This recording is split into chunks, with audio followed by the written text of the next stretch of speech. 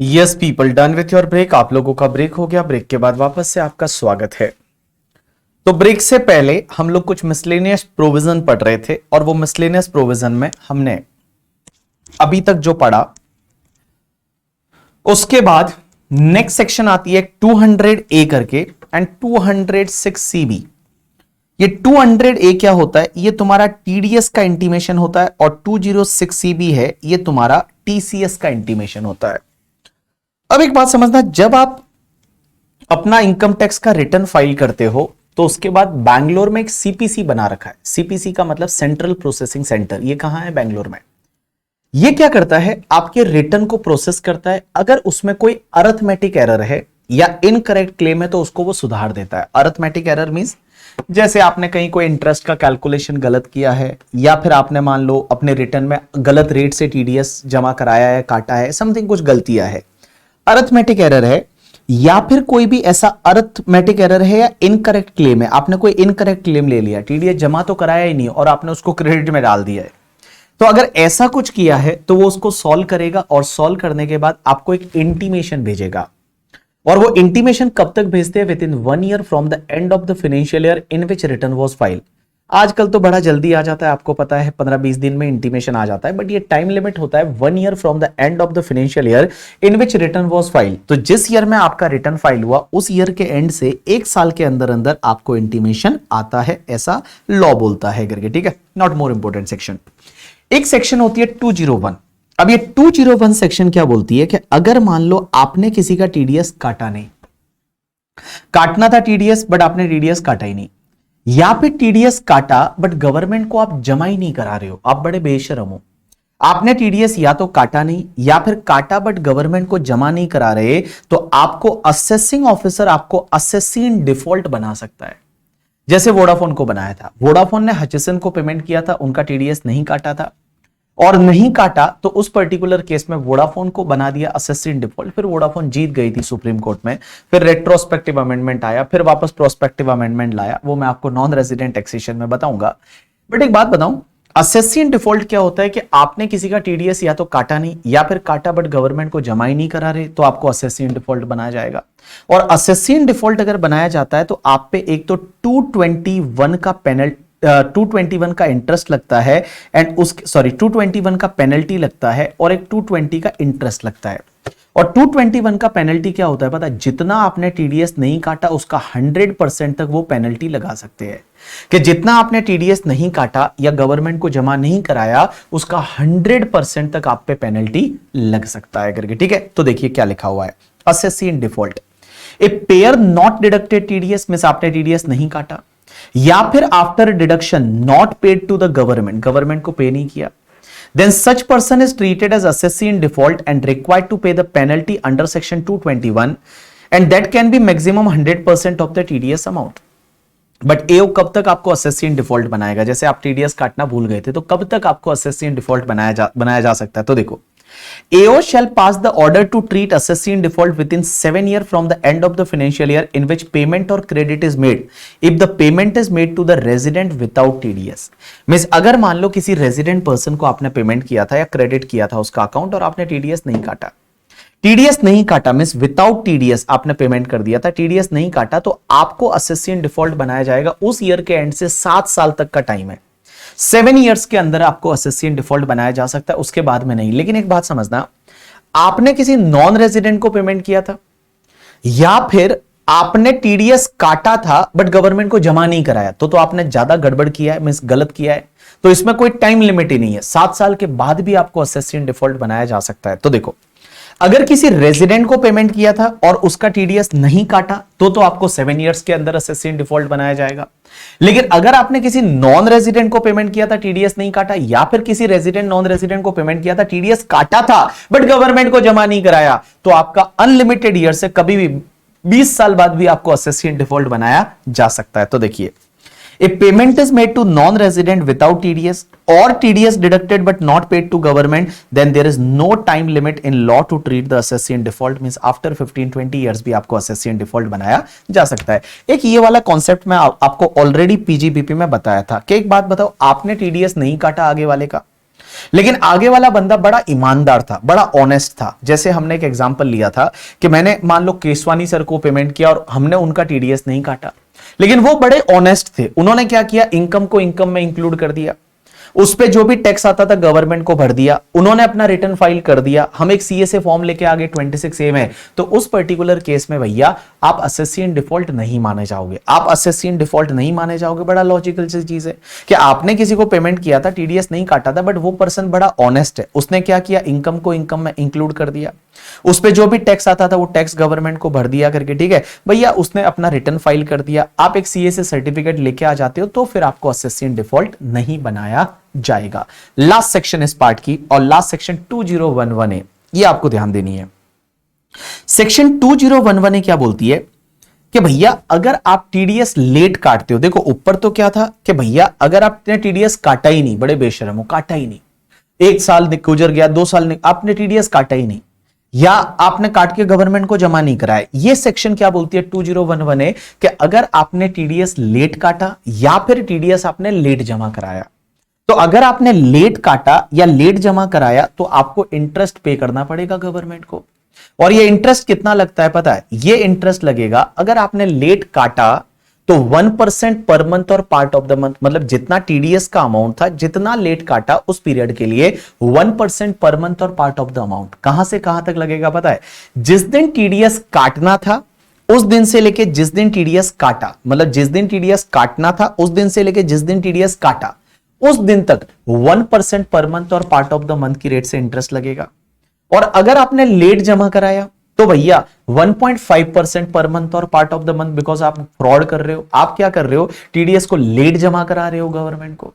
तो लेट जमा करा रहे हो मींस गवर्नमेंट का पैसा आप दबा के बैठे हो, गवर्नमेंट का पैसा आप रख के बैठे हो। तो इस पर्टिकुलर केस में आपका जो है इंटरेस्ट लगेगा दैट इज 1.5% पर मंथ और part of the month. But कहां से कहां तक लगेगा पता है, जिस दिन टीडीएस काटा उस दिन से लेके और जिस दिन गवर्नमेंट को जमा कराया उस दिन तक का आपका इंटरेस्ट लगेगा। एक काम करता हूं, एक एग्जाम्पल लेता हूं, इस एग्जाम्पल से आपको इजीली समझेगा। इधर देखिए, जैसे हुआ क्या, मैंने मान लो कोई पर्सन को मैंने प्रोफेशनल फीस पे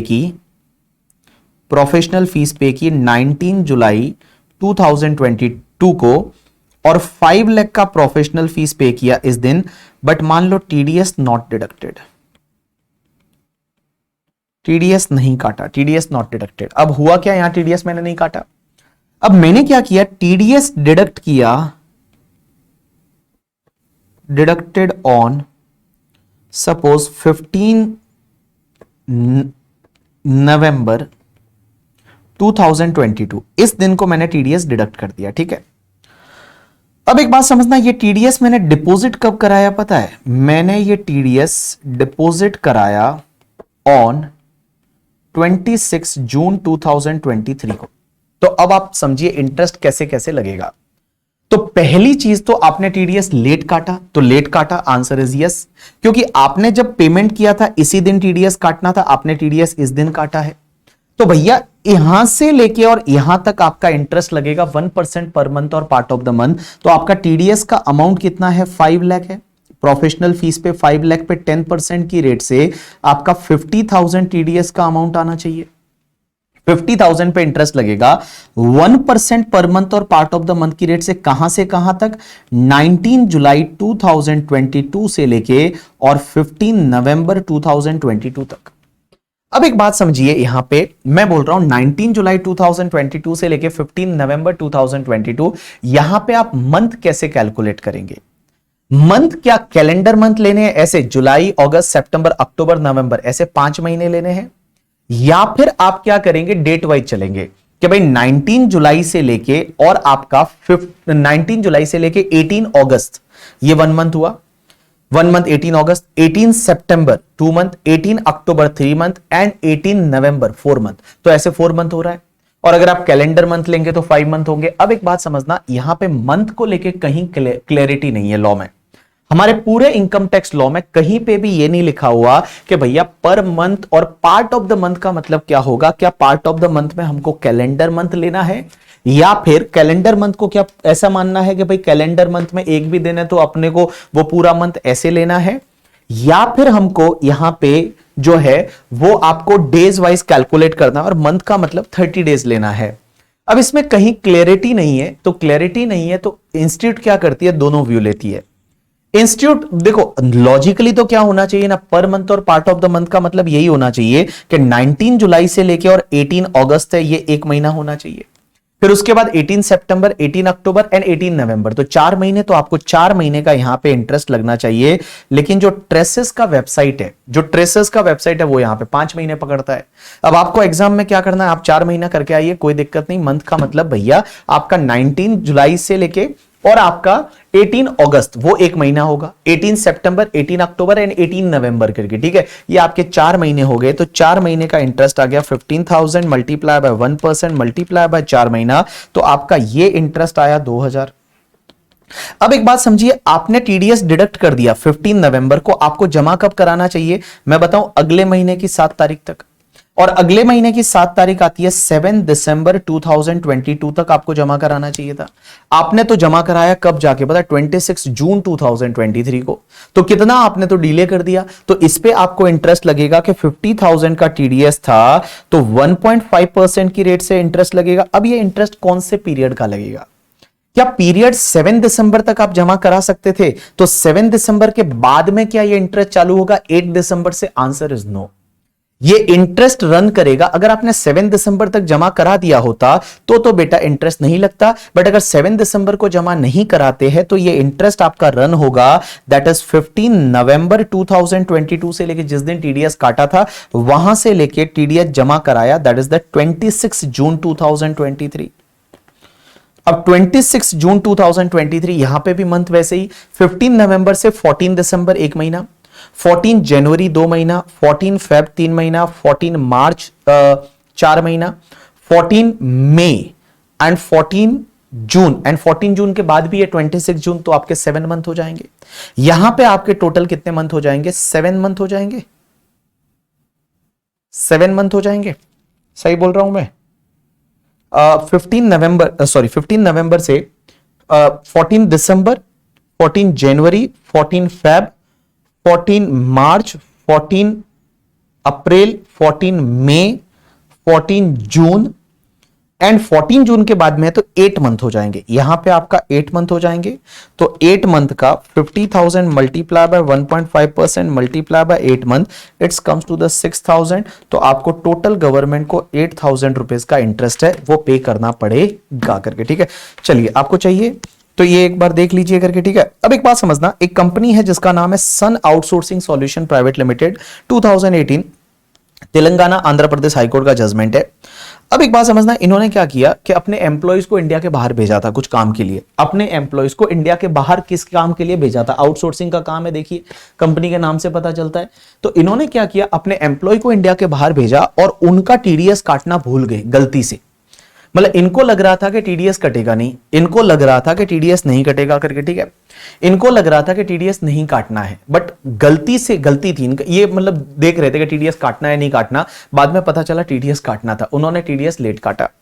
तो और ये लोग बोलते हैं हमारा इंटरेस्ट माफ कर दो 2011 का, 2011 है ये लेट डिडक्शन का इंटरेस्ट है, ये माफ कर दो। क्या ये माफ हो सकता है, आंसर इज नो। ये मैंडेटरी इंटरेस्ट है करके, ठीक है, ये मैंडेटरी इंटरेस्ट है, आपको ये लगेगा ही लगेगा करके, ठीक है, आपको ये माफ नहीं होगा। जैसे आपकी पेनल्टी जो होती है 221 की, अगर विलफुल डिफॉल्ट नहीं है तो पेनल्टी माफ हो सकती है, ये इंटरेस्ट तो आपको लगेगा, इंटरेस्ट आपको गवर्नमेंट को पे करना पड़ेगा। तो जो भी 2011 में दे रखा है पूरा, वहां पे आप नीचे सन आउटसोर्सिंग का जो केस लॉ है वहां तक आप इसको रीड कर लीजिए, वहां तक आप उसको रीड कर लीजिए। और क्वेश्चन नंबर इसका 8 करके है, आप घर पे जाके देख सकते हैं। क्वेश्चन नंबर 8 जो है वो आप घर पे जाके देख सकते हैं।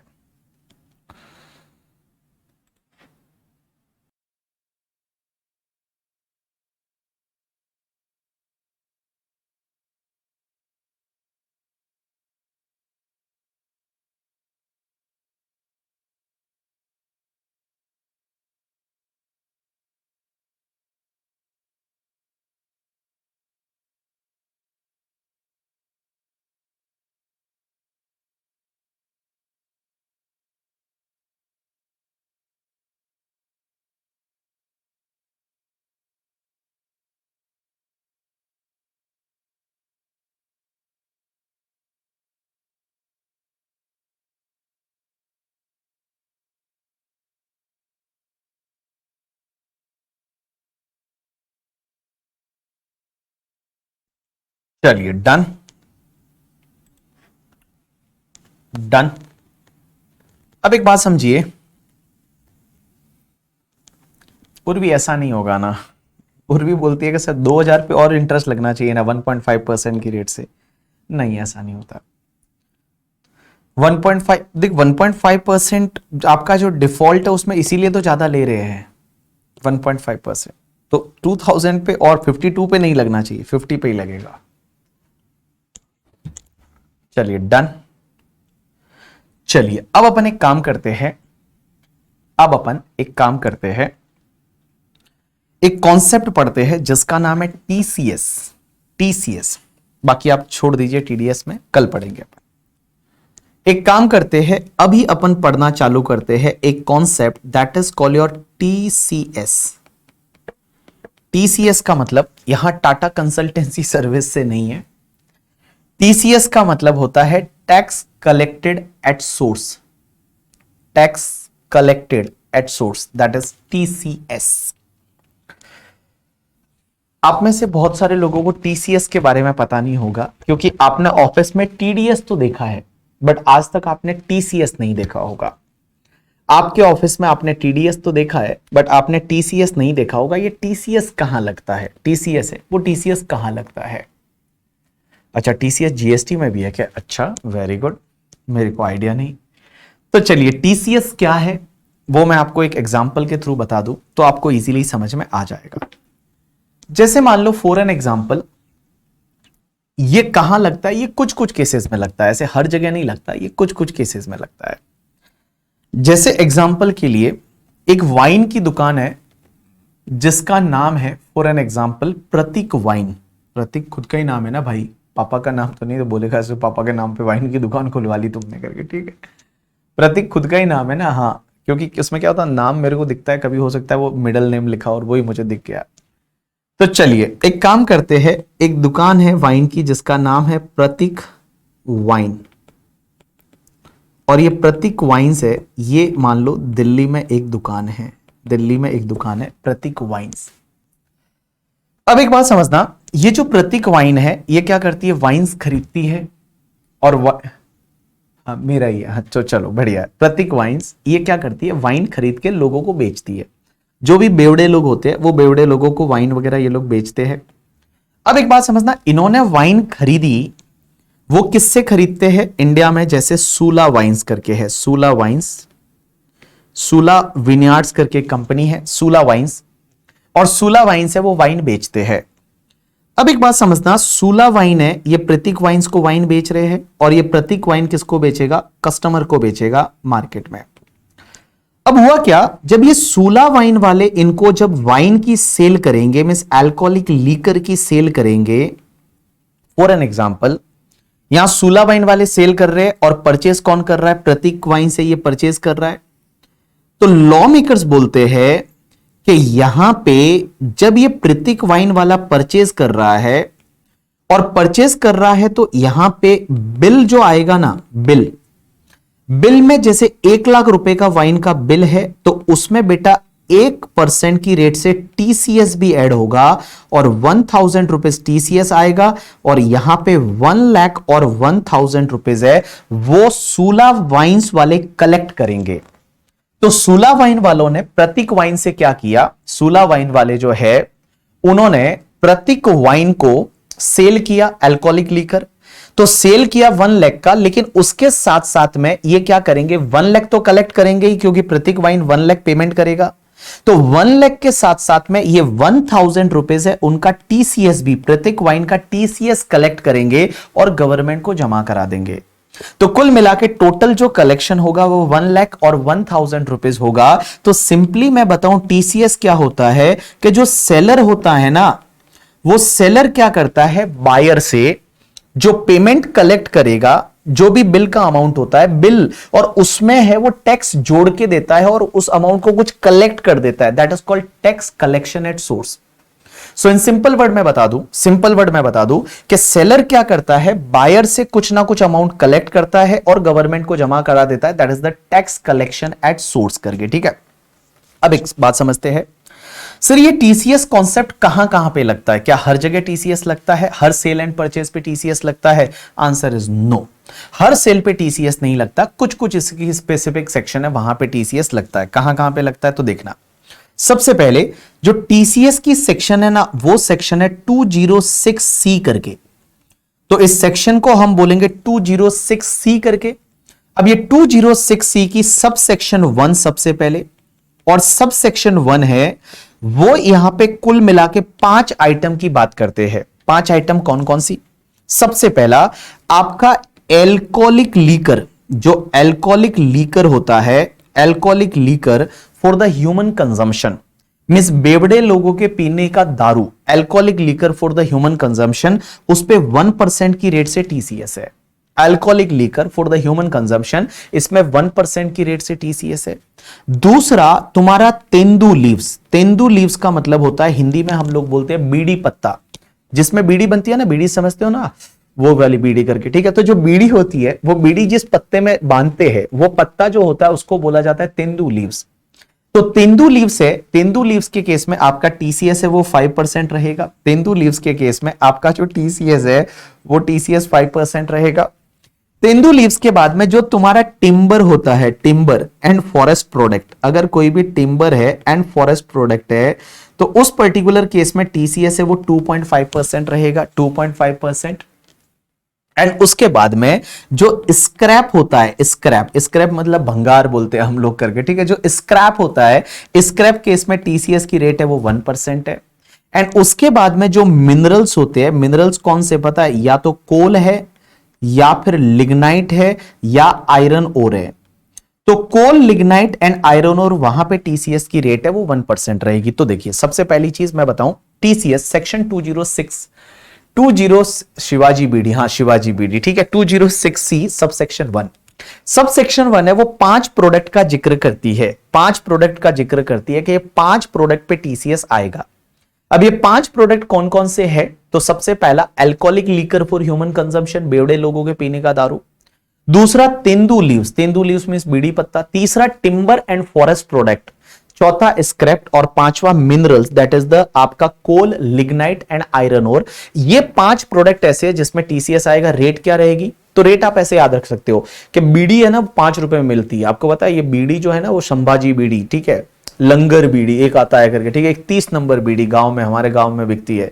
तो वो जो बीड़िया है वो 5 रुपए में मिल जाती है, तो उस पे 5%, बीड़ी जो है वो 5%। दुर्गा बीड़ी भी है वेस्ट बंगाल में, ओ वेस्ट बंगाल में दुर्गा बीड़ी। तो चलिए, तो जो बीड़ी होती है ना वो 5 रुपए में मिलती है, 5 रुपीज में। So that's why for the tendu leaves there is a 5%। उसके बाद टिम्बर एंड फॉरेस्ट प्रोडक्ट है, उस पर 2.5%। उसके बाद alcoholic liquor for human consumption, scrap and mineral, that is coal, lignite and iron ore, उस पे 1% की रेट से टीसीएस आएगा। तो आप ऐसे याद रख सकते हैं, तेंदू लीव्स पे 5%, फॉरेस्ट प्रोडक्ट पे 2.5%, एंड आफ्टर दैट स्क्रैप है, alcoholic liquor for human consumption है, and mineral that is the coal, lignite, iron ore है, उस पे आपका जो टीसीएस रहेगा वो टीसीएस 1% की रेट से रहेगा। अब एक बात समझना, टीसीएस में टीसीएस कलेक्ट कौन करेगा? सेलर कलेक्ट करता है। मतलब जैसे तेंदू लीव्स बेचेगा तो सेलर जो रहेगा वो सेलर कलेक्ट करेगा बायर से, बायर से सेलर कलेक्ट करेगा। लेकिन क्वेश्चन यहां पे ये आता है, क्या सेलर, कोई भी सेलर है तो उसको टीसीएस कलेक्ट करना पड़ेगा? कोई भी जो सेलर है वो सेलर को क्या टीसीएस कलेक्ट करना पड़ेगा? राइट आंसर इज, देखो बीबी सर की बीवी है, वो मान लो ये alcoholic liquor for human consumption बेच रही है, या तेंदू लीव्स बेच रही है, टिम्बर फॉरेस्ट प्रोडक्ट, स्क्रैप बेच रही है, क्या मेरी बीवी के लिए ये पॉसिबल है? आंसर इज नो, मेरी बीवी के पास 10 नंबर नहीं है। तो इस पर्टिकुलर केस में सेलर कौन होगा इस सेक्शन में? Any person but other than individual HUF whose like last year turnover was not more than 1 crore और gross receipt was not more than 50 lakh, तो उस इंडिविजुअल HUF को टीसीएस कलेक्ट नहीं करना है। मींस यहां पे सेलर है वो सेलर कलेक्ट करेगा, seller is any person, but seller में बीबी सर की वाइफ को आप छोड़ दीजिए, बीबी सर की वाइफ है वो भैया सेलर है, तो टीसीएस नहीं कलेक्ट होगा। दूसरा बायर कौन होगा? बायर कोई भी हो। लेकिन एक बात समझना, कुछ बायर ऐसे हैं जहां टीसीएस नहीं आएगा। कहां कहां पे टीसीएस नहीं आएगा? पहला तो अगर ये प्रोडक्ट है ना वो आप अपने पर्सनल कंजम्पशन के लिए खरीद रहे हो, आप अगर पर्सनल कंजम्पशन के लिए खरीद रहे हो तो टीसीएस नहीं आएगा। जैसे पर्सनल कंजम्पशन के लिए, एग्जांपल के लिए मैं बता दूं, आप गए किसी दारू की दुकान पे और दारू की दुकान पे जाके दारू की दुकान पे गए आप और दारू की दुकान पे जाके आपने 100 रुपीज का मान लो कुछ दारू लिया, मुझे पता नहीं कहां मिलता है, I never like purchase the दारू, बट मान लो दारू की दुकान पे आप गए और वहां पे जाके आपने एक पौवा लिया करके, ठीक है, और वो उसके लिए आपने उसको 200 रुपए दिए, तो क्या 200 रुपए में आपको 2 रुपया टीसीएस भी साथ में देना पड़ेगा? क्या वो आपसे मांगेगा पेन नंबर दे एंड ऑल क्या करके, ठीक है? क्या बायर? Answer is no. तो बायर अगर पर्सनल कंजम्पशन के लिए खरीद रहा है तो उस पर्टिकुलर केस में टीसीएस नहीं आएगा। तो अल्टीमेटली टीसीएस यहां पे कहां पे आएगा? ये जितने भी प्रोडक्ट है उनके केस में टीसीएस आएगा जहां पे बेसिकली होलसेल में सेल हो रहा है, रिटेल सेल पे टीसीएस नहीं आएगा। रिटेल सेल पे टीसीएस नहीं आएगा, जो होलसेल में सेलिंग हो रही है वहां पे टीसीएस आता है, रिटेल सेल में टीसीएस नहीं आएगा। दूसरी चीज, अगर कोई पब्लिक सेक्टर कंपनी खरीदती है तो भी टीसीएस नहीं आएगा। Public sector company means government company, जैसे कोल इंडिया करके है। अब ये कोल इंडिया जो है ये गवर्नमेंट कंपनी है, अब कोल इंडिया जो कोल खरीदेगी तो टीसीएस नहीं आएगा। अगर कोल इंडिया कोल खरीदती है तो उस पर्टिकुलर केस में टीसीएस नहीं आएगा। आप बोलोगे सर टीसीएस क्यों लाया? सिर्फ ट्रांजैक्शन को ट्रैक करने के लिए, सिर्फ ट्रांजैक्शन को ट्रेस करने के लिए या ट्रैक करने के लिए टीसीएस लाया गया, जिससे पता चले कि जैसे मान लो ये बंदा जो था प्रतीक वाइन, वो कितना दारू खरीद रहा है, कितना खरीद रहा है वो तो पता चले, तो फिर बेच कितने में रहा होगा हमको पता चल जाएगा। तो कितने का दारू खरीद रहा है वो पूरा रिकॉर्ड में आ जाएगा क्योंकि उसका टीसीएस कलेक्ट हो रहा है करके, ठीक है? तो इसके लिए, बट अगर पब्लिक सेक्टर कंपनी खरीदती है तो फिर कोई जरूरत नहीं है, उसको ट्रैक करने की कोई जरूरत नहीं है, because public sector company is a government company. तो मैंने क्या बोला, देखिए इसमें सेलर कौन होना चाहिए? कोई भी सेलर चलेगा, बट बीबी सर की वाइफ को छोड़ के। बायर कौन होना चाहिए? एनी पर्सन, बट अगर कोई पर्सन पर्सनल कंजम्पशन के लिए खरीद रहा है वहां टीसीएस नहीं आएगा। दूसरा, कोई पब्लिक सेक्टर कंपनी खरीद रही है तो टीसीएस नहीं आएगा। तीसरा, अगर सेंट्रल गवर्नमेंट खरीद रही है, स्टेट गवर्नमेंट खरीद रही है, कोई एम्बेसी या हाई कमीशन खरीद रहा है, ये जो एम्बेसी वाले हैं वो खरीद रहे हैं, हाई कमीशन वाले खरीद रहे हैं करके, ठीक है, या सेंट्रल गवर्नमेंट स्टेट गवर्नमेंट, हमारी गवर्नमेंट खरीद रही है अल्कोहलिक लिकर वगैरह, तो उस पर्टिकुलर केस में टीसीएस नहीं आएगा। एज वेल एज द जो तुम्हारे क्लब्स वगैरह होते हैं, क्लब का मतलब वो क्लब नहीं जो जिसको आप समझ रहे हो, वो क्लब नहीं, क्लब का मतलब होता है जो आपने देखा होगा जैसे लायंस क्लब है करके, ठीक है, जो लायंस क्लब वगैरह है वो अगर मान लो ये खरीदते हैं तो उस पे टीसीएस नहीं आएगा। तो मैंने क्या बोला कि पहली चीज तो टीसीएस कब नहीं आएगा? जब बायर जो है वो या तो पर्सनल कंजम्पशन के लिए खरीद रहा है, या फिर बायर जो है वो पब्लिक सेक्टर कंपनी है, या फिर सेंट्रल गवर्नमेंट स्टेट गवर्नमेंट है, एम्बेसी या हाई कमीशन है करके, ठीक है, उसके साथ में आपके क्या बोलते हैं that is the trade representation है, या फिर आपके क्लब वगैरह है वो खरीदते हैं, तो इस सेक्शन में टीसीएस नहीं आएगा। अब एक और चीज समझना, अगर कोई भी पर्सन है, वो पर्सन ये गुड्स को खरीदता है, ये गुड्स को खरीदता है और वो ये डिक्लेरेशन देता है कि मैं ये गुड्स को किसी और गुड्स में मैन्युफैक्चरिंग में यूज करने वाला हूं, मतलब जो ये प्रोडक्ट मैं खरीद रहा हूं ये मैं किसी और के मैन्युफैक्चरिंग में यूज करने वाला हूं, और ये डिक्लेरेशन दे देता है सेलर को, तो बेटा सेलर टीसीएस कलेक्ट नहीं करेगा। मैंने क्या बोला कि अगर मान लो कोई भी बायर है, वो बायर इन गुड्स को खरीद के किसी और गुड्स के मैन्युफैक्चरिंग में, किसी और प्रोडक्ट के मैन्युफैक्चरिंग में यूज करने वाला है और वो ये डिक्लेरेशन दे देता है, तो सेलर टीसीएस कलेक्ट नहीं करेगा। एग्जांपल के लिए मान लो, या जैसे प्रतीक बोल रहा है कि कप सिरप के लिए अल्कोहलिक लीकर यूज होता है, तो एग्जांपल के लिए मान लो एक कंपनी है जिसका नाम है रेनबेक्सी। रेनबेक्सी क्या करती है कि रेनबेक्सी मान लो कोई मेडिसिन बनाती है, उसके लिए अल्कोहलिक लीकर चाहिए था, तो वो गए सुला वाइन के पास और सुला वाइन से उन्होंने अल्कोहलिक लीकर खरीदा और उन्होंने एक डिक्लेरेशन दिया कि हम इसको मेडिसिन में यूज करने वाले हैं, मेडिसिन बनाने में यूज करने वाले, किसी और प्रोडक्ट के मैन्युफैक्चरिंग में यूज कर रहे हैं, तो उस पर्टिकुलर में टीसीएस नहीं आएगा करके, ठीक है। लेकिन यहां पे क्लैरिफिकेशन लास्ट ईयर गवर्नमेंट ने लाया कि चलो यहां टीसीएस नहीं आएगा, लेकिन बायर जो है उसको टीडीएस काटना पड़ेगा या नहीं। अंडर सेक्शन 194Q करके एक सेक्शन होती है, 194Q में टीडीएस काटना पड़ेगा, भले यहां टीसीएस नहीं आ रहा है बट टीडीएस काटना पड़ेगा अंडर सेक्शन 194Q में, क्योंकि पहले क्लैरिफिकेशन क्या था कि टीसीएस आ रहा है तो टीडीएस नहीं आएगा। ये आगे मैं जाके आपको कल मैं इंटरलिंक कराऊंगा, कहां का टीडीएस टीसीएस के इंटरलिंकेज है, तो वो मैं कल कराऊंगा। बट मैं आपको बताऊं, यहां पे मैंने लिखा हुआ है बुक में, इसलिए मैं आपको बता रहा हूं, ठीक है, कि भैया अगर मान लो टीसीएस तो नहीं आएगा बट टीडीएस यहां पे आता है तो टीडीएस आएगा अंडर सेक्शन 194Q करके, ठीक है। क्यू क्या है वो अपन कल पढ़ेंगे। अब एक और चीज समझना, स्क्रैप का मतलब क्या होता है? स्क्रैप का मतलब होता है कोई भी ऐसी चीज जो जाके एज इट इज यूजेबल नहीं है। मतलब स्क्रैप किसको बोलते हैं? स्क्रैप का मतलब you can say that the कचरा या भंगाड़ करके, ठीक है, जो एज इट इज यूज नहीं होने वाली, मींस आप उसको एज इट इज यूज नहीं कर सकते, that is called scrap. Means उसको एज इट इज यूज नहीं कर सकते, that is called as such, आप उसको यूज नहीं कर सकते, that is called your scrap. अब हुआ क्या, केस लॉ आया, that is the Priya blue industries private limited 2016 Gujarat high court का। अब एक बात समझना, वहां पे क्या हुआ कि प्रिया ब्लू इंडस्ट्रीज लिमिटेड, ये लोग क्या करते थे, शिप ब्रेकिंग एक्टिविटी में थे। शिप ब्रेकिंग एक्टिविटी क्या होती है कि एक बड़ा सा शिप रहता है, उसको तोड़ा जाता है, और उसको तोड़ने के बाद उसके बहुत सारे पार्ट्स जो होते हैं वो लोगों को बेच दिए जाते हैं। जैसे आपने देखा होगा, जब शिप पुराना हो जाता है, तो शिप पुराना होता है तो बहुत सारी कंपनियां ये काम करती है कि उसको शिप ब्रेक करती है और वहां पे उसमें से जो सामान निकलता है वो बेचा जाता है। अब एक बात समझना, उन्होंने क्या किया, कुछ ऐसी आइटम बेची, जैसे एसी निकल गया, एक एग्जांपल ले रहा हूं एसी का, कि शिप में एसीज रहते हैं, अब वो एसीज वहां पे निकल गया, वो एसीज को आपने बेच दिया। अब वो एसी मान लो हम खरीदने चले गए बीबी वर्चुअल वाले, हमने क्या किया, वो एसी को लाके हमारे ऑफिस में लगा लिया, तो हम तो उसको एज इट इज यूज कर रहे हैं। तो एज इट इज जब हम उसको यूज कर रहे हैं, तो क्या ये स्क्रैप में आएगा, क्या इसमें टीसीएस आएगा? आंसर इज नो, इसमें टीसीएस नहीं आएगा, क्योंकि यहां गुजरात हाईकोर्ट ने बोला कि ये स्क्रैप नहीं है। स्क्रैप उसको बोलते हैं जिसको आप खरीदने के बाद एज इट इज यूज नहीं कर सकते, that is called your scrap. ये तुम्हारे स्क्रैप में नहीं आएगा। 206C सबसेक्शन 1 में जो भी दे रखा है वो पूरा पढ़ लो, प्रिया ब्लू इंडस्ट्रीज लिमिटेड के केस लॉ के तक जो भी दे रखा है उसको आप एक बार रीड करिए।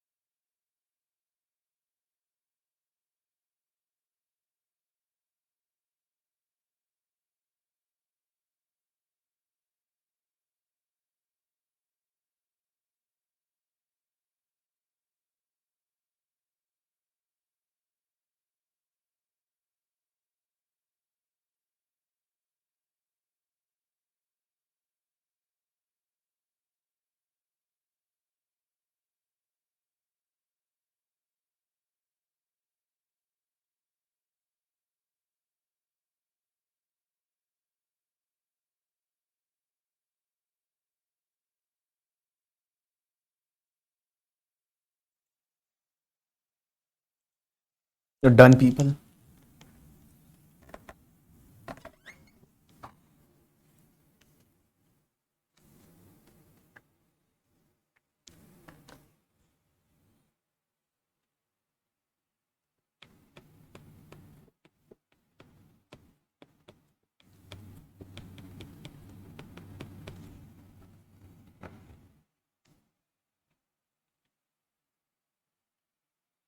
चलिए अब अपन आगे बढ़ते हैं और नेक्स्ट सेक्शन आती है, that is the section 206C 1C। ये 1C जो सेक्शन है, ये क्या बोलती है कि अगर आप किसी को पार्किंग लॉट है, पार्किंग लॉट मींस पार्किंग का जो स्पेस होता है वो, या फिर टोल प्लाजा, या फिर माइन और क्वेरी, माइन या क्वेरी, ये आप लीज पे देते हो। अगर आप पार्किंग लॉट, टोल प्लाजा या माइन एंड क्वेरी है, ये किसी को आप लीज पे देते हो, तो यहां पे बेसिकली बात हो रही है लीज की। आप उसका लीज एंड लाइसेंस देते हो, लीज पे देते हो, तो आगे वाले का आपको 2% की रेट से टीसीएस भी कलेक्ट करना है। आगे वाले का आपका 2% की रेट से आपको टीसीएस कलेक्ट करना है। जैसे माइंस किसी को दी जाती है लीज पे, आपने सुना होगा कि जैसे कोल माइंस होती है करके, ठीक है, आयरन माइंस होती है, तो जो माइंस होती है, ये माइंस आप किसी को लीज पे देते हो, या फिर आपने किसी को टोल प्लाजा लीज पे दे दिया, या फिर आपने क्या दिया कि आपका जो क्या बोलते हैं पार्किंग लॉट आपने किसी को लीज पे दे दिया। तो भैया आगे वाले से आप जो है वो जब भी जो लाइसेंसर होता है वो लाइसेंसर लाइसेंसी से क्या करता है, अमाउंट कलेक्ट करता है, जो उसका रेंट रहेगा, लीज रेंट रहेगा वो कलेक्ट करेगा, उसके साथ साथ 2% टीसीएस भी कलेक्ट करना है। जैसे मैं एक एग्जांपल लेता हूं, आप एग्जांपल से समझेंगे कि जैसे फॉर एन एग्जांपल यहां पे एक डीएलएफ मॉल है करके, ठीक है, डीएलएफ मॉल। अब ये जो मॉल है इस मॉल में पार्किंग भी है। अब ये पार्किंग जो है ना वो डीएलएफ मॉल खुद नहीं चलाता है, ये पार्किंग किसी दूसरी कंपनी को दे दी है। वो पार्किंग जो मैनेज करता है वो दूसरी कंपनी मैनेज करता है, लोगों से 40-50 रुपए इकट्ठे करता है और भैया डीएलएफ मॉल को एक साथ में कोई रेंट दे देता है। अब एक बात समझना, डीएलएफ मॉल ने अपना जो पार्किंग लॉट है वो किसी को भाड़े पे दे रखा है, एग्जाम्पल के लिए मान लो हरी लिमिटेड को। और हरी लिमिटेड क्या करता है, हर महीने इनको भाड़ा देता है, हर महीने फॉर एन एग्जांपल इनको 5 लाख रुपीस का भाड़ा देता है डीएलएफ मॉल को।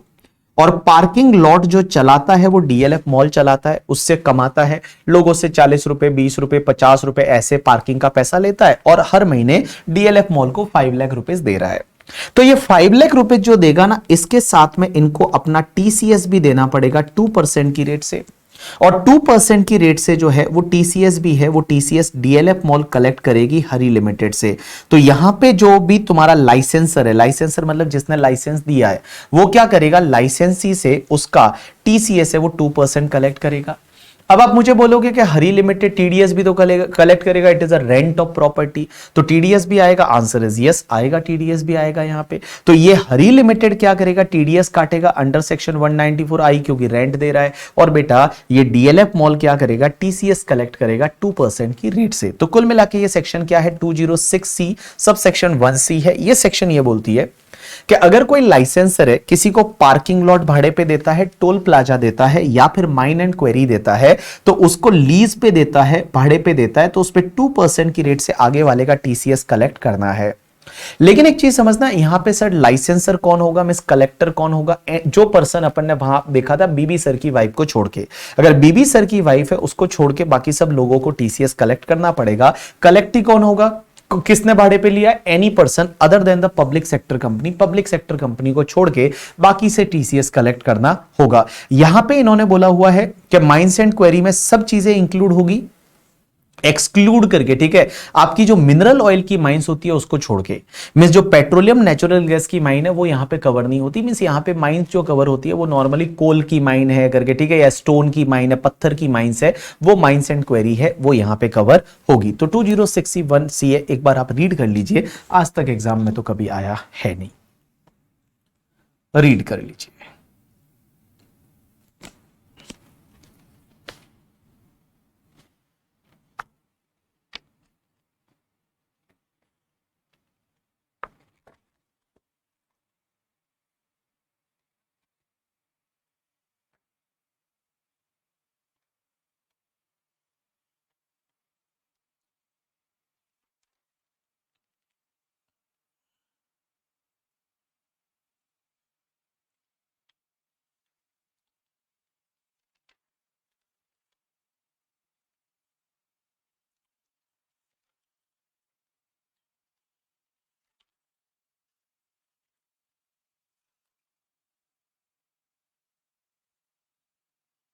बच्चा बोल रहा है आपको ठंड नहीं लगती, मुंबई में ठंड नहीं पड़ती, पता एक ही तो सुकून है कि मुंबई में ठंड नहीं पड़ती। 365 डेज यहां पे एसी चलते रहते हैं। चलिए अब अपन एक और सेक्शन पढ़ेंगे, दैट इज द 206C का सब सेक्शन 1F करके, 206C sub section 1F, 206C sub section 1F। ये सेक्शन बोलती है कि अगर आप कोई भी मोटर व्हीकल बेचते हैं, कोई भी मोटर व्हीकल बेचते हैं और सेलर मोटर व्हीकल बेच रहा है जिसकी वैल्यू 10 लाख रुपए से ज्यादा है, 10 लाख से ज्यादा है, तो उस पे आपको 1% की रेट से टीसीएस कलेक्ट करना पड़ेगा। मींस 1% की रेट से टीसीएस कलेक्ट होगा अगर मोटर व्हीकल आप सेल करते हैं और मोटर व्हीकल की वैल्यू जो है वो 10 लाख रुपए से ज्यादा है, तो 1% की रेट से टीसीएस कलेक्ट करना पड़ेगा।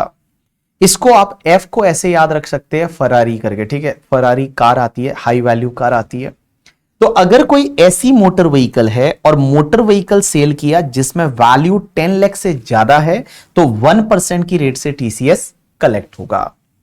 लेकिन इसमें एक सीबीडीटी का क्लेरिफिकेशन यह है कि इसमें जो टीसीएस कलेक्ट होगा वो रिटेल लेवल पे होगा, होलसेल लेवल पे नहीं होगा। यहां रिटेल लेवल पे टीसीएस कलेक्ट होगा, होलसेल लेवल पे नहीं होगा। जैसे मैं एक एग्जांपल लेता हूं, जैसे एक कंपनी है जिसका नाम है बीएमडब्ल्यू इंडिया करके, बीएमडब्ल्यू इंडिया एक कंपनी है। अब एक बात समझना, बीएमडब्ल्यू इंडिया क्या करती है, बीएमडब्ल्यू की कार है वो डीलर को बेचती है। पहले डीलर में एग्जांपल लेते हैं, जैसे मुंबई में एक है that is the Navneet Motors करके। अब ये नवनीत मोटर्स है, नवनीत मोटर्स, और नवनीत मोटर्स क्या करता है, बीएमडब्ल्यू की गाड़ियां खरीदता है बीएमडब्ल्यू इंडिया से। और नवनीत मोटर क्या करता है, कस्टमर को बेचता है। जैसे मान लो एक बंदा है मिस्टर बीबी और मेरे को इन्होंने कार बेची। अब इन्होंने जो कार खरीदी होगी वो बीएमडब्ल्यू इंडिया से खरीदी और फिर नवनीत मोटर ने कस्टमर को बेच दी। तो यहां पे जो टीसीएस है ना, वो यहां पे टीसीएस नहीं आएगा, यहां पे टीसीएस नहीं आएगा। टीसीएस है वो यहां पे आएगा, इस पर्टिकुलर केस में टीसीएस आएगा। मैं सिर्फ रिटेल सेल पे टीसीएस आता है, होलसेल सेल पे यहां पे टीसीएस नहीं आता। मींस यहां पे टीसीएस नहीं आएगा, यहां पे टीसीएस आएगा।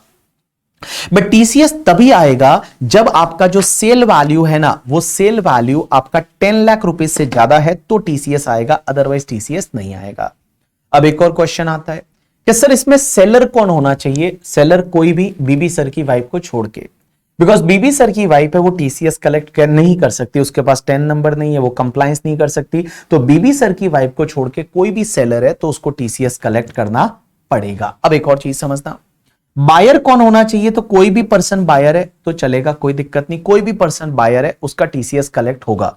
लेकिन उसमें कुछ एक्सेप्शन है। पहला क्या अगर कोई पब्लिक सेक्टर कंपनी जो है वो public sector company motor vehicle खरीदती है और वो पब्लिक सेक्टर कंपनी अगर कैरिंग ऑफ पैसेंजर के बिजनेस में है, अगर पब्लिक सेक्टर कंपनी है और वो मोटर व्हीकल खरीदती है और वो पैसेंजर कैरिंग के बिजनेस में है तो टीसीएस नहीं आएगा। एग्जांपल के लिए एक बात बताओ, महाराष्ट्र में जो बसें चलती है वो बेस्ट की बसें चलती है, दिल्ली में जो बसें चलती है वो डीटीसी की बसें चलती है, आपके वेस्ट बंगाल में जो बस चलती होगी वो वेस्ट बंगाल ट्रांसपोर्टेशन कॉर्पोरेशन की बस चलती है, तो वो पब्लिक सेक्टर कंपनी है। वो क्या करते हैं, अगर वो मोटर व्हीकल खरीदते हैं ना तो टीसीएस नहीं आएगा। मींस कोई भी ऐसी पब्लिक सेक्टर कंपनी जो कि एंगेज्ड है in the business of the transportation of carrying passenger, उस बिजनेस में है तो उस पर्टिकुलर केस में टीसीएस नहीं आएगा, उस पर्टिकुलर केस में टीसीएस नहीं आएगा करके, ठीक है। अब एक बात समझना, दूसरा, अगर गवर्नमेंट खरीद रही है मोटर व्हीकल, गवर्नमेंट का मतलब सेंट्रल गवर्नमेंट, स्टेट गवर्नमेंट खरीदती है, या फिर कोई एम्बेसी खरीदती है, एम्बेसी है, हाई कमीशन है, वो खरीदते हैं, या फिर लोकल अथॉरिटी खरीदती है तो टीसीएस नहीं आएगा। यहां पे लोकल अथॉरिटी का मतलब जैसे आपके मुंबई में हमारे बीएमसी है, तो बीएमसी क्या करती है, वो कचरे के व्हीकल वगैरह खरीदती है, that is also covered as motor vehicle. आपको पता है वो घर पे जो आता है गली में तो वो एक गाना बजता है कि गाड़ी वाला आया घर से कचरा निकाल, तो गाड़ी वाला आया घर से कचरा निकाल, उसके लिए उनको वो गाड़ियां खरीदनी पड़ती है, वहां पे टीसीएस नहीं आएगा। तो देखिए इसमें सेलर कौन होगा, एनी पर्सन, बीबी सर की वाइफ को छोड़ के। बायर कौन होगा, buyer is any person, but किसके कहां का टीसीएस नहीं आएगा, या तो central government, state government high commission खरीद रहा है, या फिर कोई भी पब्लिक सेक्टर कंपनी खरीद रही है जो कि ट्रांसपोर्टेशन ऑफ द पैसेंजर के बिजनेस में है, या लोकल अथॉरिटी खरीद रही है, तो उस पर्टिकुलर केस में टीसीएस नहीं आएगा। अब आप बोलोगे कि सर क्यों यहां पे ऐसा क्यों बोला होलसेल में नहीं आएगा, क्योंकि होलसेल देखो यहां पे एग्जैक्टली ये सेक्शन क्यों लाई थी कि जो लोग हाई वैल्यू मोटर व्हीकल खरीद रहे थे, हाई वैल्यू मोटर व्हीकल उनको ट्रैक करने के लिए ये टीसीएस की सेक्शन लाई थी। तो नॉर्मली जो कस्टमर लेवल पे बेचा जाता है रिटेल सेल में, यहीं पे पकड़ा जाएगा। अब एक चीज समझना सर, क्वेश्चन यहां पे ये आता है कि क्या सर यहां पे ये सेक्शन जो है वो सिर्फ हाई वैल्यू मोटर व्हीकल के केस में ही लगेगी। आंसर इज हाई वैल्यू से मतलब नहीं, यहां पे ये सेक्शन लगेगी जब 10 लाख से ज्यादा की आप मोटर व्हीकल खरीद रहे हैं।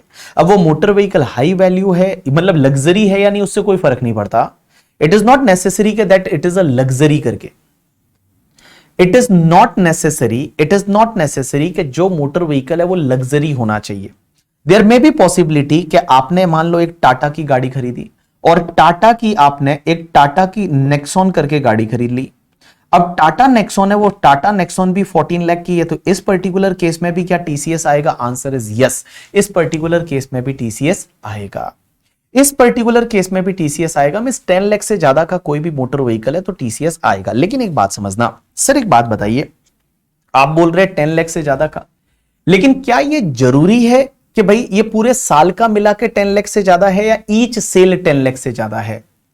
ईच सेल 10 लाख से ज्यादा है या पूरे साल का मिला के 10 लाख से ज्यादा है? Right answer is each sale देखा जाएगा। जैसे फॉर एन एग्जांपल हुआ क्या कि मान लो एक टाटा करके, टाटा मोटर्स की मैं गाड़ी खरीदता हूं। पहले मैंने एक गाड़ी खरीदी, मान लो 16 जुलाई 2022 को, और मैंने गाड़ी खरीदा, उसका वैल्यू था 8 लाख, उसका वैल्यू है वो 8 लाख था। अब इस पे टीसीएस नहीं आया, कोई दिक्कत नहीं। मैंने वापस क्या किया, थोड़े दिन के बाद वापस से मैंने एक और गाड़ी खरीदी, और वो मैंने 19 दिसंबर 2022 को खरीदी, और वो मैंने 9 लाख की खरीदी। तो क्या टीसीएस आएगा? आंसर इज नो, यहां टीसीएस नहीं आएगा। मींस यहां पे ईच सेल देखी जाएगी, ईच सेल देखी जाएगी, ईच सेल देखी जाएगी करके, ठीक है? कि भैया आपकी जो ईच सेल जो है वो ईच सेल देखी जाएगी, ईच सेल कितनी है वो आपकी देखी जाएगी करके, ठीक है? और मोटर व्हीकल है, वो मोटर व्हीकल के केस में यहां पे टीसीएस आएगा। अब आप बोलोगे सर 10 लाख कौन से अमाउंट लिया जाएगा? 10 लाख क्या आपका जीएसटी इंक्लूड होगा या नहीं? आंसर इज यस, जीएसटी और लग्जरी टैक्स इंक्लूड होता है, एक्सक्लूडिंग द आपके आरटीओ के चार्जेस, इंश्योरेंस वगैरह है उसको छोड़ के। मतलब क्या होता है कि जैसे मान लो मोटर व्हीकल है, उसकी वैल्यू 8 लाख थी, अब उसमें जीएसटी लगा 2 लाख का फॉर एन एग्जांपल, उसमें लग्जरी टैक्स लगता है वो मान लो लगा 1 लाख का, तो यहां पे टोटल 11 लाख हुआ, तो 11 लाख पे टीसीएस है वो लिया जाएगा। हमेशा ध्यान रखना, टीसीएस हमेशा इंक्लूडिंग ऑफ द जीएसटी पे आता है। बट जो आपके आरटीओ के चार्जेस होते हैं, बहुत बार क्या होता है, आरटीओ के चार्जेस लगेंगे, इंश्योरेंस के चार्जेस लगेंगे, तो आरटीओ मतलब रोड ट्रांसपोर्ट ऑफिस, ऐसे ही होता है, रोड ट्रांसपोर्ट ऑफिस, उसके जो चार्जेस होते हैं वो चार्जेस छोड़ के बाकी वाले जो चार्जेस रहते हैं ना, बाकी वाला जो कॉस्ट होता है, इस कॉस्ट पे आपका टीसीएस 1% की रेट से आएगा। चलिए आप एक काम करिए, इसको एक बार 1F को आप देख लीजिए, और उसके 3 नोट दे रखे, वो 3 नोट को भी आप एक बार देख लीजिए।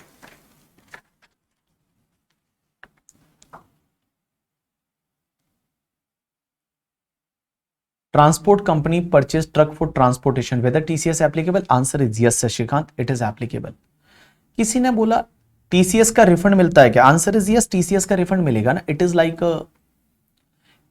अ टीडीएस ओनली, इसका क्रेडिट मिलेगा आपको, रिफंड ले सकते हो। जैसे मैंने गाड़ी खरीदी, उस पर टीसीएस आया था, तो टीसीएस आया था, तो टीसीएस का रिफंड मिलेगा। मैंने मेरे रिटर्न में उसको क्लेम किया रिफंड, टीसीएस का रिफंड। हाँ मतलब मैं टैक्स, मतलब क्लेम रिफंड तो नहीं किया, मतलब टैक्स भरना ही आया था, तो एडजस्ट किया उसके साथ।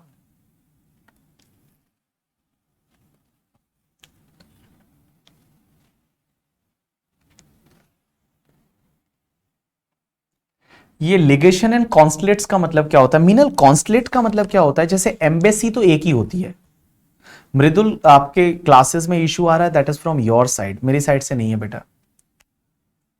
वैल्यू एफएमवी क्यों लेना है? बिलिंग वाला लेना है ना, हम जो बिलिंग रहेगा उस पर 1% टीसीएस आएगा, जो बिलिंग रहेगा उस पर आएगा ना।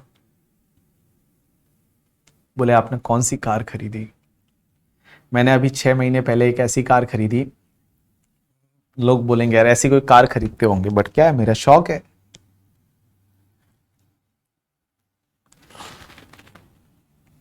चलिए,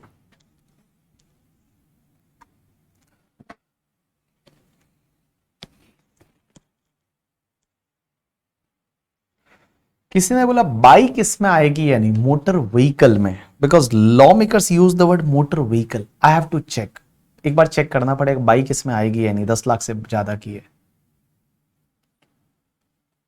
कौन सी कार खरीदी? मैंने 6 महीने पहले, मेरे पास है ऐसे एक कार और, बट मैंने हाइलक्स करके एक कार है वो खरीदी, Hilux. Hilux Hilux is not a car, it is a pickup truck करके, ये ट्रक है, वो खरीदी रेड कलर में।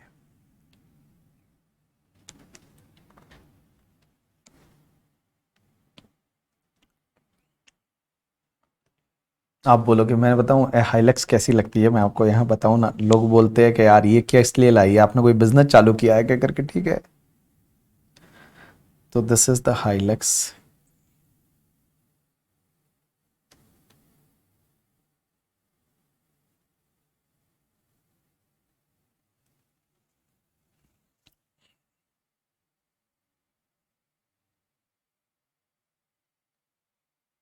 This is the car Hilux. इसमें actually this is the pickup truck जैसा है, इसमें पीछे जगह वगैरह रहती है।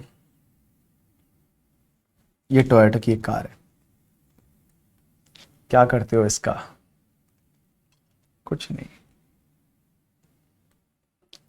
क्या करते हो? मैं जब फ्री होता हूं तो मैं घूमने जाता हूं यार। मेरे को ऐसे घूमने का बड़ा शौक है, ऐसे कहीं ऐसे ड्राइव वगैरह पे जाने का। चलिए, घर वाले बोलते क्यों लाई है? मैंने कहा ऐसे ही, ऐसे ही मतलब उनको लग रहा है। मैंने उनको फिर समझाया, मैंने कहा बुक ट्रांसपोर्टेशन के लिए लाई है। हम लोग है ना, बुक ट्रांसपोर्टेशन के लिए लाई है।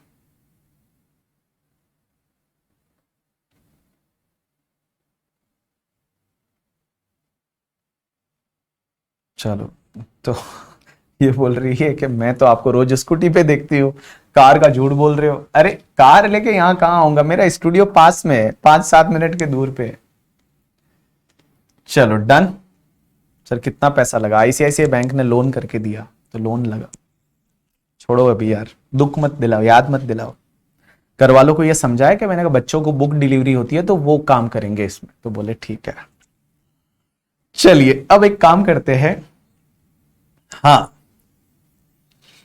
अब अपन आगे बढ़ते हैं और एक सेक्शन है, that is the section number 206C sub section 1G करके।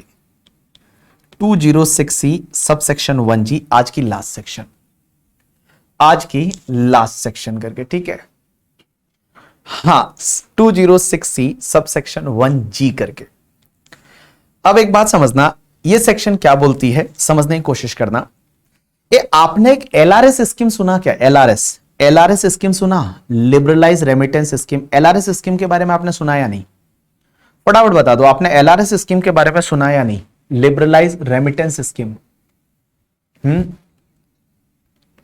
एलआरएस स्कीम के बारे में सुना या नहीं सुना? Liberalise remittance scheme, LRS scheme सुना आपने? यस। एलआरएस स्कीम क्या होता है बताए?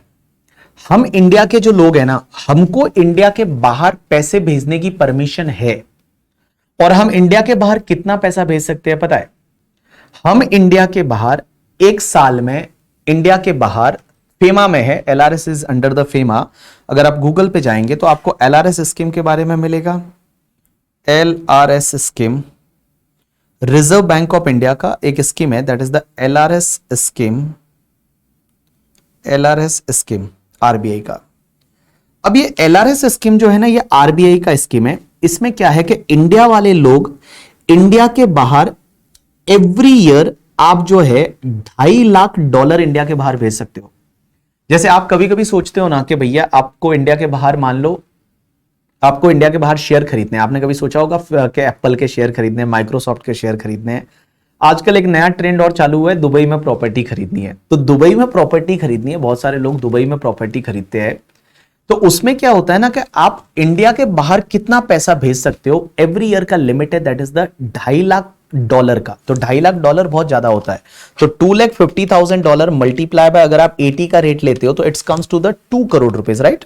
2,50,000 मल्टीप्लाई बाय 80 का रेट लेते हो तो 2 करोड़ रुपीज इंडिया के बाहर आप every year 2 crore rupees India के बाहर भेज सकते हो करके, ठीक है। This is allowed, 2 crore rupees आप इंडिया के बाहर भेज सकते हो करके, ठीक है। अब एक बात समझना, इसमें एलआरएस स्कीम में ये जो आप इंडिया के बाहर भेजोगे, ये बाहर भेज के आप क्या खरीद सकते हैं? प्रॉपर्टी खरीद सकते हैं बाहर जाके, एज वेल एज द बाहर से क्या बोलते हैं, कोई जैसे आपको क्या करना है, what are the purpose under the LRS scheme. LRS scheme के पर्पस क्या हो सकते हैं? जैसे किसी क्लोज रिलेटिव के मेंटेनेंस के लिए भेज रहे हो, private visit to any country except Nepal Bhutan को छोड़ के घूमने जा रहे हो, या फिर आप कोई प्रॉपर्टी वगैरह खरीद रहे हो। तो ये सब उसमें दे रखा है कि क्या क्या आप कर सकते हैं एंड ऑल करके, ठीक है। तो एक बात समझना, शेयर वगैरह खरीद सकते हो, that is the LRS scheme.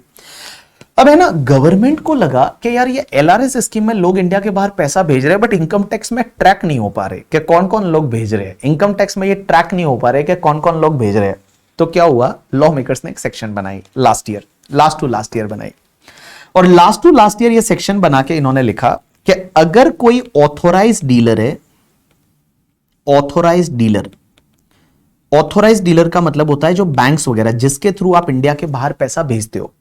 Authorise dealer means जो बैंक्स वगैरह होती है जिसके थ्रू आप इंडिया के बाहर पैसा भेजते हो। तो अगर ऑथोराइज डीलर के थ्रू अगर एनी पर्सन, कोई भी पर्सन है, एनी पर्सन अगर ऑथोराइज डीलर के थ्रू आप इंडिया के बाहर पैसा भेज रहे हो और वो पूरे साल में मिला के 7 लाख रुपए से ज्यादा है, 7 लाख रुपए से ज्यादा है, mean 7 lakh rupees Indian rupees की बात कर रहा हूं, 7 लाख रुपए से ज्यादा आपने एलआरएस स्कीम में इंडिया के बाहर पैसा भेजा, तो जो भी in excess of 7 lakh rupees रहेगा, मीन 7 लाख रुपीज से जितना ज्यादा रहेगा, इस सेक्शन में भी एक्सेस की बात की है, तो 7 लाख रुपीज से जितना ज्यादा रहेगा ना, उस पे आपका 5% की रेट से ये ऑथोराइज डीलर क्या करेगा, टीसीएस कलेक्ट करेगा।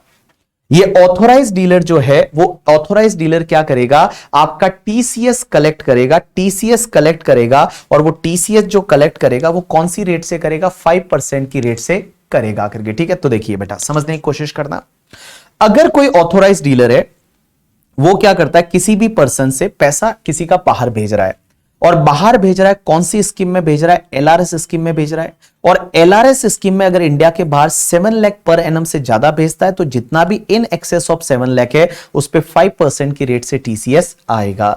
जैसे मैं एक एग्जांपल लेता हूं कि मान लो मैं जो है मिस्टर बीबी, मैंने क्या किया कि मान लो एक बैंक है जिसका नाम है कोटक, कोटक के थ्रू मैंने इंडिया के बाहर पैसा भेजा, और इंडिया के बाहर फॉर एन एग्जांपल मैंने 30 लाख रुपए इस साल भेजा शेयर खरीदने के लिए। मुझे 30 लाख के शेयर खरीदने थे, मान लो फॉरेन की कंपनीज के, एप्पल्स वगैरह के, फेसबुक के, ट्विटर के, तो मैंने क्या किया, मान लो 30 लाख इंडिया के बाहर भेजे। तो 30 लाख जब मैंने इंडिया के बाहर भेजे तो इस 30 लाख में से क्या होगा कि बाबूजी इस 30 लाख में से 7 लाख पे कोई टीसीएस नहीं आएगा, 7 लाख पे कोई टीसीएस नहीं, बट 23 लाख जो रहेगा, इस 23 लाख पे वो मेरा 5% की रेट से टीसीएस कलेक्ट करेंगे। कौन, जो ऑथोराइज डीलर है, मिस कोटक है, वो कोटक मेरा टीसीएस कलेक्ट करेगा 23 लाख पे 5%। लेकिन यहां पे एक चीज ध्यान रखना करके, ठीक है, लेकिन यहां पे एक चीज ध्यान रखना, लॉ मेकर्स बोलते हैं कि जो ये पर्सन इंडिया के बाहर पैसा भेज रहा है ना, ये पैसा अगर आपका एजुकेशनल लोन वाला है, मींस ये पैसा आपने लोन लिया है और वो लोन एजुकेशनल लोन है, तो एजुकेशनल लोन है तो यहां पे टीसीएस की रेट है ना वो 5% नहीं लगेगी, इसकी जगह सिर्फ 0.5% हो जाएगी। तो देखिए मैंने क्या बोला कि जो पैसा आप इंडिया के बाहर भेज रहे हैं वो पैसा एजुकेशनल लोन वाला है, एजुकेशनल लोन वाला है, तो उस पर्टिकुलर केस में भैया यहां पे 5% बहुत ही गैर जिम्मेदाराना रेट हो जाएगी करके टीसीएस की, क्योंकि यार एक तो लोन लेके पैसा लिया है, और लोन लेके पैसा लेके और आप इंडिया के बाहर भेज रहे हो, किसके लिए, अपने कोई बेटा बेटी पढ़ रहा होगा उसके लिए भेज रहे हो, तो वहां पे जो है टीसीएस की रेट 5% नहीं है, वो सिर्फ 0.5% हो जाएगी। कितनी हो जाएगी, 0.5% हो जाएगी करके। ठीक है, तो देखो जैसे एग्जांपल लेता हूं, मान लो मेरा बेटा है वो यूक्रेन में पढ़ता है, कहां पे पढ़ता है, यूक्रेन में पढ़ता है। एग्जांपल के लिए मेरा बेटा यूक्रेन में पढ़ रहा है, अब यूक्रेन में पढ़ता है तो उसको पैसे की जरूरत थी, मैंने एजुकेशनल लोन लिया, और मैंने एजुकेशनल लोन लिया 30 लाख का, और वो पैसा यूक्रेन भेजा, तो उस पर्टिकुलर केस में यहां पे रेट है वो 5% नहीं होगी, सिर्फ 0.5% होगी, क्योंकि 0.5% से भी चीजें ट्रैक हो सकती है करके। ठीक है, 0.5% है वो टीसीएस का रेट रहेगा, मींस टीसीएस ऑथोराइज डीलर है वो कितना काटेगा, ओनली 0.5% की रेट से टीसीएस कलेक्ट करेगा करके। ठीक है, चलिए अब एक और चीज समझना, ये तो बात हो गई एक बात मतलब ये बात किसकी हो गई तुम्हारे, दैट इज ऑथोराइज डीलर के थ्रू इंडिया के बाहर आप एलआरएस स्कीम में पैसा भेज रहे हो। अब एक चीज समझना, दूसरा इसी सेक्शन का दूसरा पार्ट है, और इसी सेक्शन का दूसरा पार्ट क्या है कि अगर कोई भी सेलर है और वो सेलर क्या करता है पता है, किसी भी पर्सन को ओटीपीपी बेच रहा है। ओटीपीपी का मतलब क्या होता है अभी बताता हूं। कोई सेलर है, वो सेलर क्या करता है, किसी भी पर्सन को, एनी पर्सन को अगर ओटीपीपी बेच रहा है, ओटीपीपी का मतलब होता है ओवरसीज टूर पैकेज प्रोग्राम।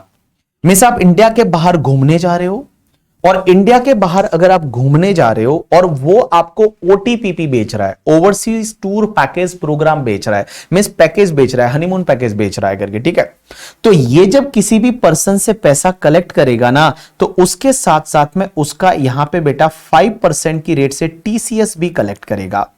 मतलब इस सेक्शन में भी आपकी जो टीसीएस की रेट रहेगी वो टीसीएस की रेट आपकी 5% की रेट से रहेगी। 5% की रेट से वो टीसीएस कलेक्ट करेगा कौन? सेलर।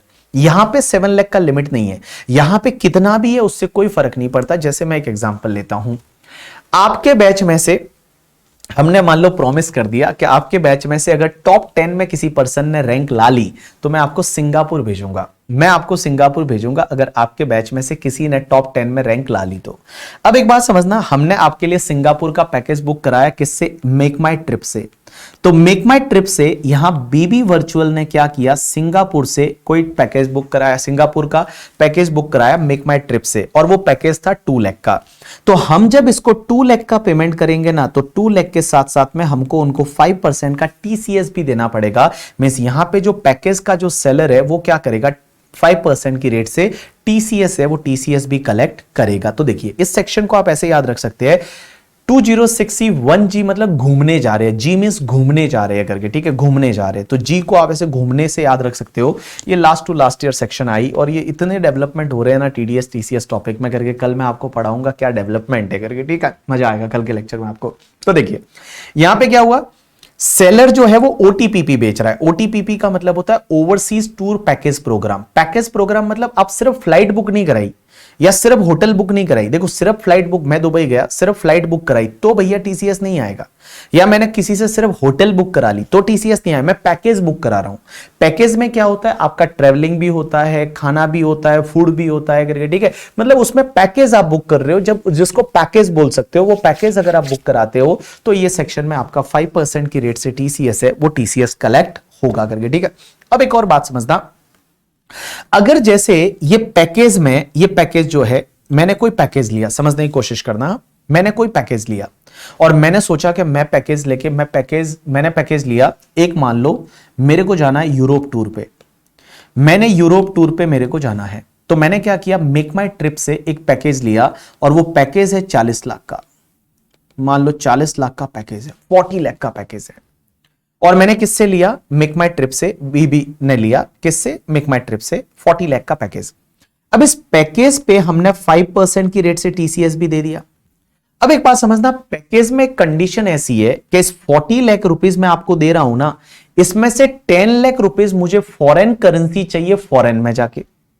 अब एक बात समझिए, मैं मेरे एग्जांपल को समझना, मैंने पैकेज 40 लाख का लिया है, बट इस 40 लाख में भैया ट्रांसपोर्टेशन है, रहना है करके, ठीक है, फ्लाइट का है, और मेरे को वहां जाके आप फॉरेन करेंसी दोगे 10 लाख खर्च करने के लिए, 10 लाख रुपीस का फॉरेन करेंसी दोगे। अब एक बात समझना, ये जो एमएमटी है ना, ये एमएमटी मान लो ऑथोराइज डीलर भी है जो इंडिया के बाहर पैसा भेजता है, ये ऑथोराइज डीलर भी है।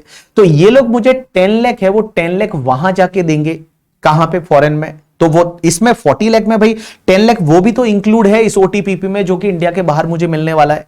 तो क्वेश्चन ये आता है क्या 10 लाख पे दोनों जगह टीसीएस आएगा? इसमें 5% आएगा और फिर वो 10 लाख में 7 लाख के ऊपर वाला, क्योंकि एलआरएस में ये इंडिया के बाहर भी मुझे भेज रहे हैं पैसा, तो क्या यहां पे भी 5% आएगा रिमेनिंग 7 लाख को छोड़ के बाकी वाले 3 लाख पे? Answer is no.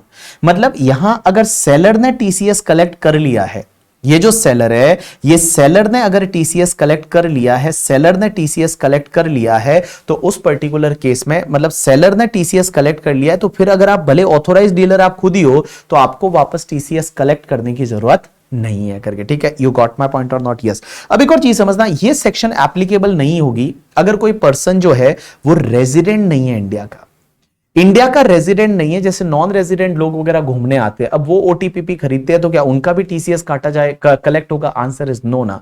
जैसे बहुत बार क्या होता है, कोई नॉन रेजिडेंट लोग होते हैं, नॉन रेजिडेंट लोग अगर इंडिया में घूमने वगैरह आते हैं तो उनका भी क्या टीसीएस एप्लीकेबल होगा? Answer is no. तो ये सेक्शन एप्लीकेबल नहीं होगी अगर कोई भी पर्सन जो है वो इंडिया का रेजिडेंट नहीं है। जैसे मान लो कोई फॉरेन का बंदा है, वो मेक माई ट्रिप से वगैरह कोई टिकट बुक कराता है पैकेज का वगैरह, इंडिया घूमने आ रहा है या कहीं और भी घूमने जा रहा है, तो उसमें ये टीसीएस की सेक्शन नहीं आएगी। मतलब ये रेजिडेंट लोग अगर पैकेज बुक कराएंगे तो उस पर्टिकुलर केस में ये सेक्शन आएगी। आप एक काम करिए, एक और चीज देखो बेटा, इस सेक्शन में टीसीएस नहीं आएगा अगर कहीं टीडीएस कट चुका है, मतलब इन ट्रांजैक्शन पे या तो ऑथोराइज डीलर या फिर एमएमटी वाले पे अगर टीडीएस कट चुका है तो टीसीएस नहीं आएगा। इसमें ये क्लियरली लिखा हुआ है। एग्जाम्पल के लिए एक बात बताओ, मैं आपको सिंगापुर भेजने वाला हूं, तो हमने क्या किया, पैकेज बुक कराया, तो पैकेज पे ये तो कॉन्ट्रैक्ट होता है, तो 194C में अगर हमने टीडीएस काट लिया तो फिर ये टीसीएस कलेक्ट नहीं करेंगे। अगर बीबी वर्चुअल ने मेक माई ट्रिप का 194C में टीडीएस काट लिया तो इस पर्टिकुलर केस में ये टीसीएस कलेक्ट नहीं करेंगे करके, ठीक है। चलिए आप एक काम करिए, 2061G पूरा पढ़ लीजिए, अगले पेज पे जितने एग्जांपल्स दे रखे वो भी पढ़ लीजिए। 2061H को छोड़ दीजिए, 1H जो है वो अपन कल डिस्कस करेंगे। 1H है वो अपन कल डिस्कस करेंगे। कल हम ट्राई करेंगे स्टार्टिंग के 2 घंटे के अंदर अंदर ये टॉपिक कंप्लीट हो जाए और कल ही हम ट्रस्ट टैक्सेशन चालू कर देंगे। चलिए तो आप एक काम करिए, इस टॉपिक को पूरे को पढ़िए। 206C 1G जो है उसको पूरे को पढ़ लीजिए along with all the examples।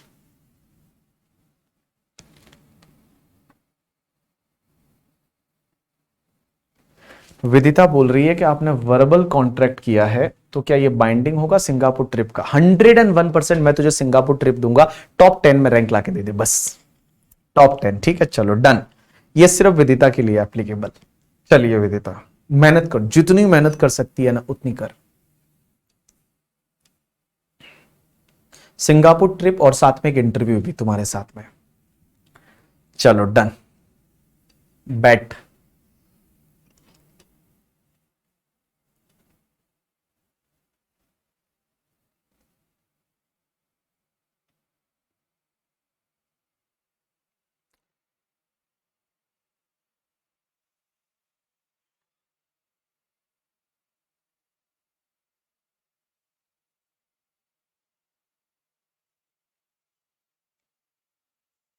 Anil Sharma कल अपन देखेंगे ना, कल अपन इसको लिए देखेंगे।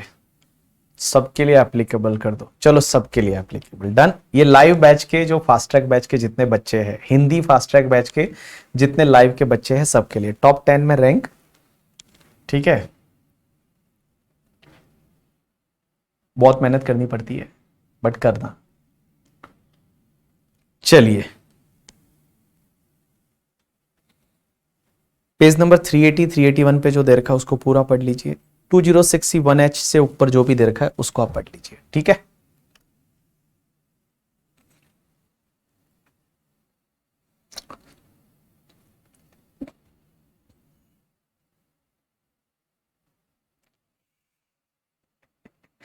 प्रतीक बोलता है कि आज तक हम क्लास में कभी फर्स्ट नहीं आए करके, ठीक है। और आप रैंक की बात कर रहे हो। नहीं नहीं, मेरा कोई रैंक नहीं था, I have not score any rank. हम वैसे वाले लोग थे कि भाई 400 आ जाने चाहिए, बट रैंक मेरे पास टाइम भी इतना नहीं था। और दूसरी चीज मेरे ऐसे मार्क्स अच्छे आए थे, इंटर में कुछ थे 4 मतलब 3, पहले 700 में से था, फाइनल में 463 के आसपास थे।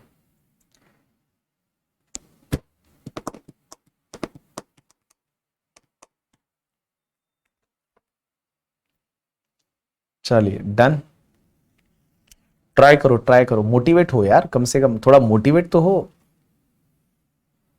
चलिए मेरी रैंक आई नहीं, मुझे पता नहीं था रैंक की वैल्यू, नहीं तो मैं ला लेता सच्ची, नहीं तो मैं ला लेता।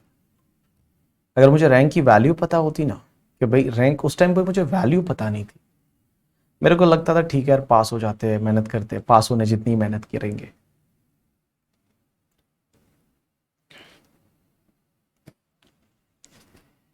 चलिए आज के लिए इतना बहुत है, कल कंटिन्यू करेंगे। जितना पढ़ाया टीडीएस टीसीएस में आज प्लीज आप रिवाइज करके आइए, जितना पढ़ाया आप रिवाइज करके आइए, कल ये टॉपिक को कंप्लीट कर लेंगे करिए, ठीक है। कल इस टॉपिक को हम कंप्लीट कर लेंगे। चलिए आज के लिए इतना बहुत है, thanks a lot people, see you tomorrow, bye, take care.